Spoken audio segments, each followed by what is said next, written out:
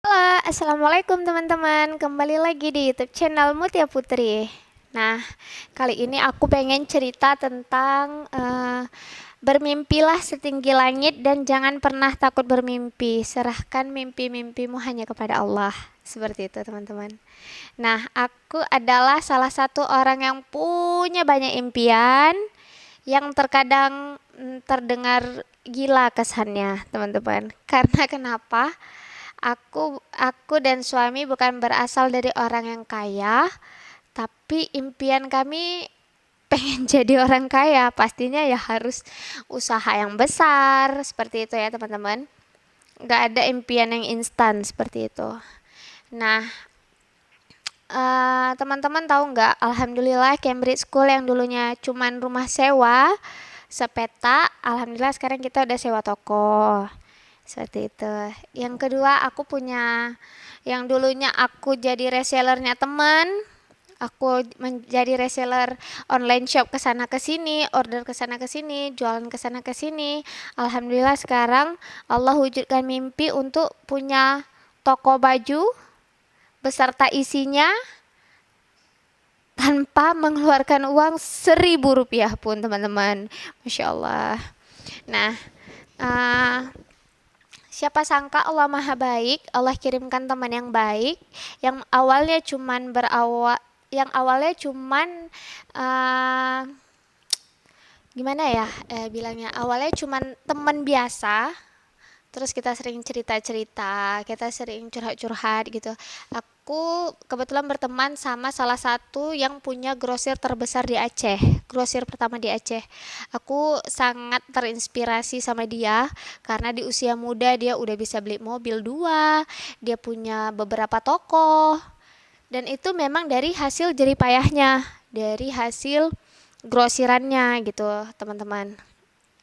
Jadi aku bilang sama dia, Kak, aku pengen sukses kayak kakak, aku pengen punya mobil yang sama kayak kakak. Pokoknya aku pengennya sukses kayak kakak, gitu kata. Gitu aku bilang sama dia. Biasa kan kalau perempuan cerita-cerita gitu.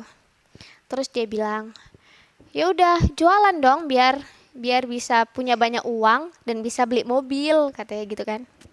Terus aku bilang, "Ah, gimana mau jualan, modalnya pas-pasan. Sedangkan sewa toko aja 27 jutaan 1 tahun. Itu belum isi barang, belum peralatan di dalamnya, belum karyawan, belum HP admin dan sebagainya, teman-teman. Perintilan jualan yang banyak banget, Masya Allah. Nah, setelah itu dia bilang, udah jualan aja, aku punya toko loh. Kamu tinggal pakai, nanti aku isiin barang. Kamu jualan aja kamu jualan aja dengan betul, kata dia. Nanti untungnya ambillah untuk kamu. Nanti setiap yang lakunya kamu belanja lagi di toko aku, kata dia, untungnya kamu ambil untuk kamu tabung supaya bisa beli mobil yang sama kayak aku, kata teman aku. Wah, Masya Allah, girang banget dong. Karena kenapa, aku posisinya memang nggak punya modal banyak, nggak punya uang banyak. Aku memang punya butik online shop sendiri, tapi aku gabung di toko suami, di toko Cambridge, di depannya les, di belakangnya butik gitu. Karena memang ya pas-pasan banget gitu kan. Jadi jadi saking girangnya aku cerita ke suami, cerita ke abang, cerita ke kakak. Tahu nggak? Aku punya teman yang baik banget, tanpa hubungan darah, tapi dia berani kasih tokonya beserta isinya untuk aku kelola gitu kan. Aku seneng banget, wah semuanya senang, semuanya dukung mimpi aku. Terus abang aku dan suami bilang, lihat, nggak ada yang nggak mungkin kalau Allah yang punya kehendak. Nggak perlu punya uang tapi punya toko, nggak perlu punya uang tapi punya isi toko gitu kan. Tinggal kelola aja gitu. Kan Masya Allah banget ya teman-teman. Terus aku mikir keras, amalan apa sih yang udah aku lakuin sampai Allah kasih cash semua itu tanpa aku mengeluarkan uang 1 rupiah pun. Karena aku pernah pergi ke opening teman yang buka toko baju. Terus aku, wah pengen banget nih punya toko sendiri, bisa opening seperti ini, pembelinya ramai, gitulah kira-kira kan. Terus iseng dong tanya ke dia, Kak berapa sih keluar uang untuk buat kayak gini? Terus dia bilang sewa tokonya 27 juta dan beli gantungan, hanger-hanger dan perintilan ini, cat ini itu habis 100 juta, dan isi bajunya 200 juta. Wah, Masya Allah besar banget. Kayak nggak mungkin gitu kan. Tapi aku pernah share di YouTube amalan apa sih yang kita harus lakuin supaya Allah mau ngabulin doa gitu kan. Aku nggak pernah terpikir bakal dapat itu secara gratis teman-teman. Tapi aku pokoknya usaha aja dulu, bermimpi aja dulu, ya Allah pengen pengen kayak teman-teman owner-owner nih bisa punya toko sendiri gitu kan. Terus aku amalin lah W30H. Teman-teman pernah dengar nggak W30H? W30H itu artinya waqiah 30 hari. Nah, aku amalin itu di sholat 5 waktu aku W30H. Jadi setelah selesai sholat 5 waktu maka sambung waqiah. Kebetulan kan suratnya nggak panjang, pendek dan mudah dibaca sehari-hari gitu. Jadi aku amalin itu selama 30 hari full. Jadi aku pede dong kasih tahu sama teman-teman yang lain, kalian tahu nggak? Karena aku amalin W30H, Allah kasih aku toko loh, melalui teman aku. Tanpa serupiah pun Allah kasih toko ini cash, bisa pakai label nama aku, semuanya. Ya pokoknya tanpa modal gitu kan. Bahkan mungkin saudara pun belum tentu mau ngasih cuma-cuma kayak gitu kan teman-teman.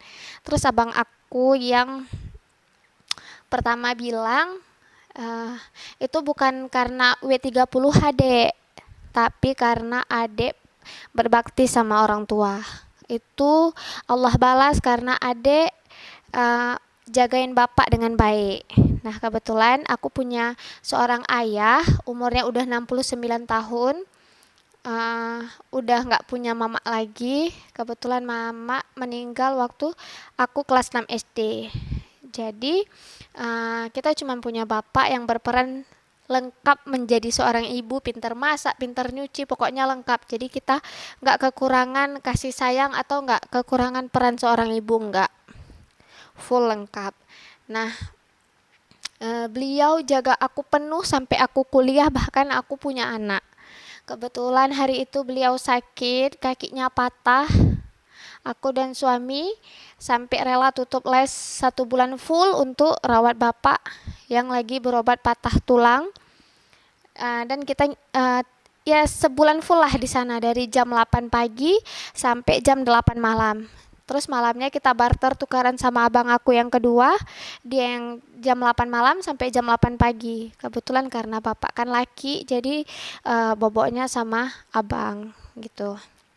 Nah, jadi teman-teman nggak sampai di situ, terus bapak juga udah sakit-sakitan karena umurnya juga udah rentan. Alhamdulillah kita nggak pernah ada kata lelah buat jagain orang tua. Kalau kita sih prinsipnya lebih ke tentang mendidik anak,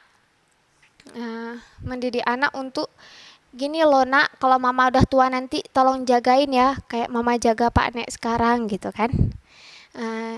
Istilahnya kita memberi contoh lah, karena anak kan meniru apa yang kita lakukan. Kalau dia lihat kita baik sama kakeknya, maka itu juga yang akan dilakukan ke depan, dia akan baik sama kita. Tapi kalau kita acuh sama orang tua kita, maka acuh juga dia sama kita. Karena dia melihat apa yang dia lihat, seperti itu. Dia membuat apa yang dia lihat. Seperti itu teman-teman. Jadi kita dari awal bukan hanya tentang bakti, karena seorang istri berbaktinya pastinya sama suami gitu kan. Tapi suami yang baik dan pengertian akan membantu kita menyelesaikan bakti-bakti kita gitu sama orang tua. Nah, jadi kita nggak cuma sebulan full rawat bapak di situ, karena setelah sembuh dari situ bapak sakit lain lagi, gejala lain lagi, bolak-balik rumah sakit, bahkan ada yang sempat masuk rumah sakit karena memang udah parah banget teman-teman. Nah, jadi kita juga walaupun aku posisinya kemarin itu punya bayi, tapi aku full jaga beliau karena bisa suami mau untuk jagain anak aku yang bayi gitu teman-teman. Jadi ini bukan tentang ria ya teman-teman. Aku cerita bukan berarti aku wow dia keren banget, wow dia kok ibadahnya dipamer gitu, W30 hanya kok dicerita-cerita, kok baktinya kok dicerita-cerita. Bukan tentang itu pentingnya teman-teman.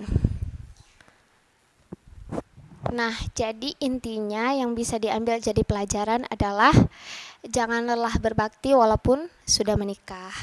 Yang pertama, yang kedua, jangan lelah berbakti. Anggap aja kita sedang mengajarkan anak kita untuk berbakti sama kita kelak. Ketika kita tua, dia masih mau pasang badan untuk jagain kita. Yang ketiga, jangan lelah berdoa karena kita nggak akan tahu doa-doa mana yang akan Allah kabulkan. Pastinya Allah kabulkan di saat yang tepat. Seperti itu teman-teman. Cukup sekian dulu cerita dari aku. Kapan-kapan aku akan cerita lain lagi. Mudah-mudahan bisa diambil jadi pelajaran ya teman-teman. Jangan lupa di subscribe. Terima kasih.